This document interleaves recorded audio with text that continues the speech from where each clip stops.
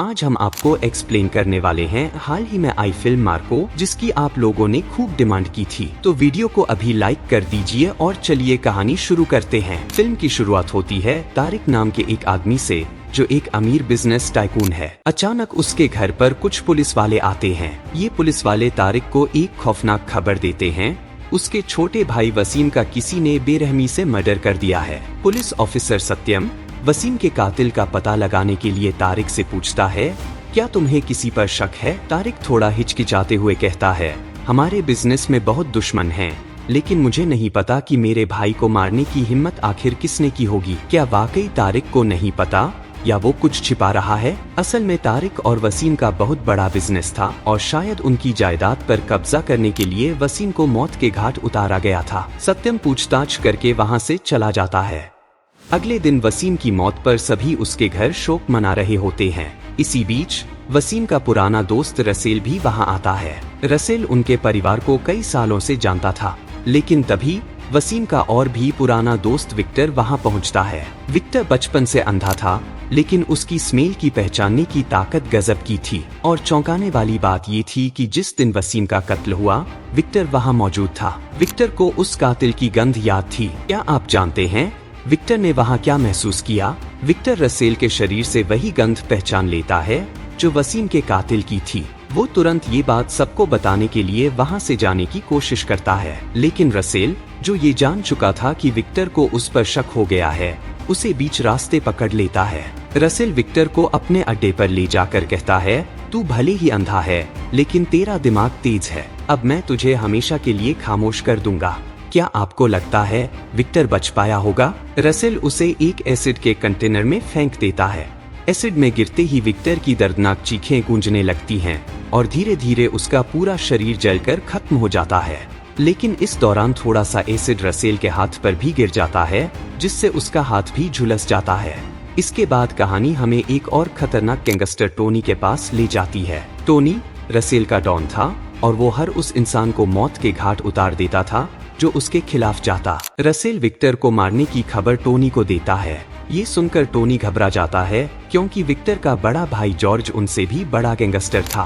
Tony अपने आदमियों से कहता है, विक्टर की लाश को ऐसी जगह फेंको कि कोई उसे ढूंढ ना सके। अगर जॉर्ज को इस बारे में पता चला तो वो हमें जिंदा नहीं छोड़ेगा। रसेल और उसका साथी देवराज विक्टर की लाश को नदी में फेंक देते हैं, लेकिन कहानी में ट्विस्ट आता है। वो लाश नदी के किनारे आ जाती है। अगले दिन पुलिस को नदी के पास विक्टर की लाश मिलती है। क्या अब पुलिस विक्टर के कातिल तक पहुंच पाएगी? कहानी यहीं खत्म नहीं होती।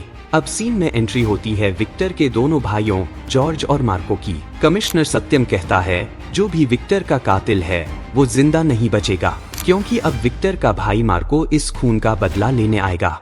दोस्तों, विक्टर की मौत ने पूरे परिवार को हिलाकर रख दिया था, लेकिन सबसे ज्यादा बेचैन था मार्को। फ्यूनरल के दौरान जैसे ही मार्को सबके सामने आता है, वो कहता है, मेरे भाई को उस दिन शांति मिलेगी जिस दिन मैं उसके खूनी को कुत्ते की मौत मार दूंगा।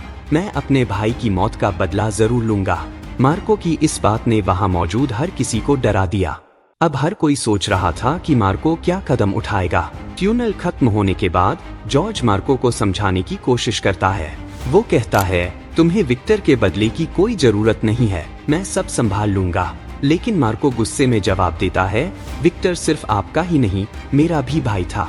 मैं उसे मारने वाले को नहीं छोड़ूंगा। इतना कहकर मार्को वहां से चला जाता है। मार्को अपने भाई विक्टर के साथ बिताए हुए हर पल को याद कर रहा होता है। उसकी आंखों में गुस्सा और दर्द दोनों साफ झलक रहे थे। अब कहानी दूसरी तरफ जाती है, जहां जॉर्ज अपने पार्टनर्स के साथ मीटिंग कर रहा होता है। उस मीटिंग में टोनी और उसका बेटा भी मौजूद थे। टोनी जॉर्ज को सलाह देता है, तुम्हें विक्टर को भूलकर अपने काम पर ध्यान देना चाहिए। असल में टोनी चाहता था कि जॉर्ज विक्टर के मामले को छोड़ दे ताकि उसकी सच्चाई छुपी रहे, लेकिन जॉर्ज कहता है, विक्टर मेरी जान था, मैं उसके खूनी को ऐसी मौत दूंगा जिसे देखकर सब कांप जाएंगे। इतने में मार्को वहां आ जाता है। वो कहता है, भैया बिल्कुल सही कह रहे हैं। मार्को की बात सुनकर वहां बैठे एक आदमी ने उससे कहा, तुम्हें हमारे बीच में बोलने की कोई जरूरत नहीं। यह सुनकर मार्को को गुस्सा आ जाता है और वह उस आदमी को वहीं खत्म कर देता है। अब कहानी पुलिस की तरफ जाती है। सत्यम और उसके ऑफिसर्स वसीम के मर्डर केस की जांच के लिए फैक्ट्री पहुंचते हैं। सत्यम वहां सीसीटीवी फुटेज चेक करता है, लेकिन सब डिलीट किया जा चुका था। सत्यम अपने ऑफिसर से कहता है, ये मर्डर पहले से प्लान किया गया था, खूनी ने अपने निशान मिटा दिए हैं। इसी बीच टोनी अपने आदमियों रसेल और देवराज से कहता है, तुम लोग मार्को से संभल कर बात करना, अगर उसे जरा भी शक हुआ तो वह तुम्हें जिंदा नहीं छोड़ेगा। अब रसेल और देवराज मार्को के सामने ऐसा दिखाते हैं कि वो विक्टर की मौत से बहुत दुखी है, लेकिन असल में दोनों मिलकर मार्को को धोखा देने की प्लानिंग कर रहे थे। दूसरी तरफ मार्को विक्टर के खूनी का पता लगाने के लिए सत्यम से मिलता है। सत्यम उसे बताता है, तुम्हारे भाई को एसिड में डालकर मारा गया। ये सुनकर मार्को का गुस्सा और बढ़ जाता है। वो खुद से कहता है, मेरा भाई कितना तड़पा होगा। टोनी तारिक को समझाता है, मार्को तुमसे सवाल पूछ सकता है, संभल कर जवाब देना। तारिक मार्को से झूठ बोलते हुए कहता है, मुझे नहीं पता कि विक्टर को किसने मारा, शायद उसकी मौत एक एक्सीडेंट थी। लेकिन मार्को उसकी बात पर यकीन नहीं करता और कहता है, विक्टर की मौत एक्सीडेंट नहीं है, उसे जानबूझकर मारा गया है। इसके बाद मार्को मंसूर से मिलने जाता है। उसे शक था कि मंसूर ने विक्टर को मारा है। मंसूर कहता है, अगर तुम मुझे फाइट में हरा दो तो मैं तुम्हें विक्टर के खूनी के बारे में बता दूंगा। मार्को फाइट का चैलेंज स्वीकार कर लेता है। फाइट शुरू होती है। मार्को मंसूर को बुरी तरह मारता है, लेकिन तभी मंसूर के आदमी उस पर हमला कर देते हैं। मार्को उन सबको भी हरा देता है और मंसूर को मारने वाला होता है। तभी मंसूर कहता है, तुम्हारे भाई को किसी बाहर की गैंग ने मारा है।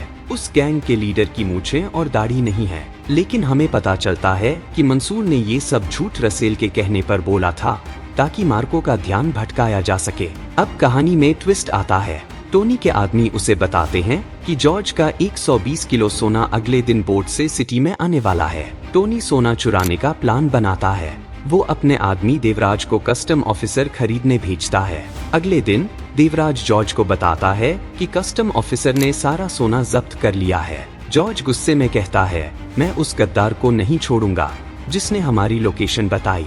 यह सुनकर देवराज डर जाता है। वह जॉर्ज को मारने की कोशिश करता है, लेकिन जॉर्ज बच जाता है और हॉस्पिटल पहुंच जाता है। हॉस्पिटल में मार्को को सच्चाई पता चलती है। वो अपने भाई की हालत देखकर दुखी है, लेकिन टोनी मार्को को बहकाने के लिए कहता है कि देवराज ने तुम्हारे भाई पर हमला किया। अब मार्को के गुस्से का क्या होगा और वो सच को कैसे उजागर करेगा? दोस्तों, आगे की कहानी में और भी धमाकेदार ट्विस्ट आने वाले हैं, तो हमारे चैनल को सब्सक्राइब करना न भूलें और कमेंट में बताएं आपको अब तक की कहानी कैसी लगी। मारिया से अलग होने के बाद मार्को अपने अगले मिशन की तरफ बढ़ता है। दूसरी ओर जॉर्ज को सत्यम द्वारा भेजे गए वीडियो से रसेल की सच्चाई पता चलती है। जॉर्ज तुरंत मार्को को फोन करके आगाह करता है, लेकिन तब तक रसेल और उसके लोग मार्को और अनवर को पकड़ लेते हैं।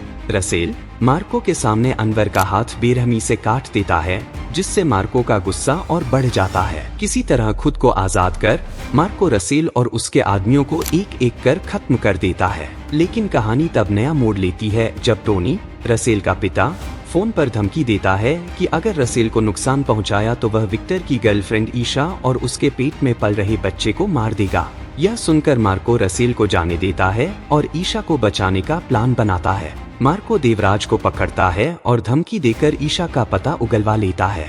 इसके बाद फार्म हाउस पर पहुंचकर वह टोनी के आदमियों का खात्मा करता है, लेकिन ईशा वहां नहीं मिलती। टोनी उसे फिर से ब्लैकमेल करता है, जिससे मार्को को मजबूर होकर एक खतरनाक कदम उठाना पड़ता है।